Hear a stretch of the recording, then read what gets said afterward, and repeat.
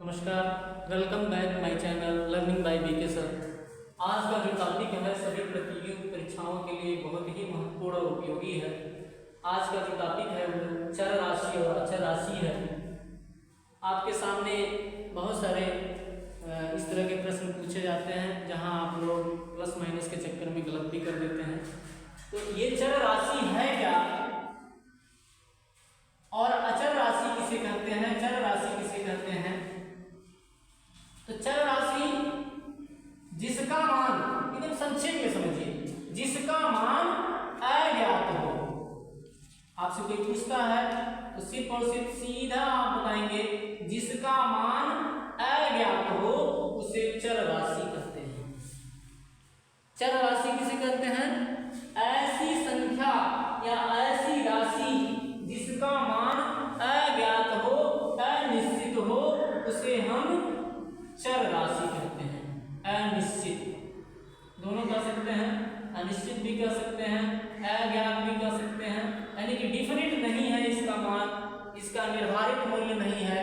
जैसे मान लीजिए आपके सामने x, y, z, p, q, r इस तरह के यदि कहीं भी संकेत आपके सामने आते हैं तो ये आप इसका निर्धारित मूल्य कोई आपसे पूछे तो क्या आप बता सकते हैं? बिल्कुल नहीं।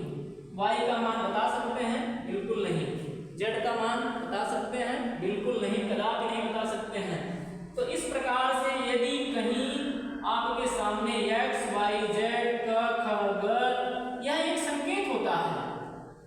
ऐसा नहीं है कि हम क, ख, ग बीजगणित की किताबों में, बीजीय व्यंजकों में आपने देखा होगा कि क, ख, ग या x, y, z या n, o, p, q, r इस तरह के संकेत का प्रयोग किया जाता है। तो वहां हम क्या होता है, उसका मान निर्धारित नहीं होता है, निश्चित नहीं होता है, इसलिए हम ऐसी राशियों को क्या कहेंगे? चर राशि कहेंगे। अब अचर राशि किसे कहेंगे? जिसका मान ज्ञात हो,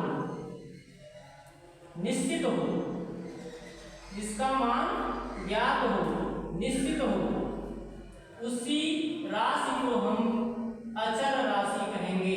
निश्चित है, यानी कि अचर राशि कौन सी राशि कहलाएगी? वह राशि जिसका मान ज्ञात हो, निश्चित हो, ऐसी राशियां अचर राशियां कहलाती हैं। जैसे मान लीजिए आपके सामने 2, 10, 15, 25, 500, 1000, तो क्या इसका मान घट रहा है या बढ़ रहा है?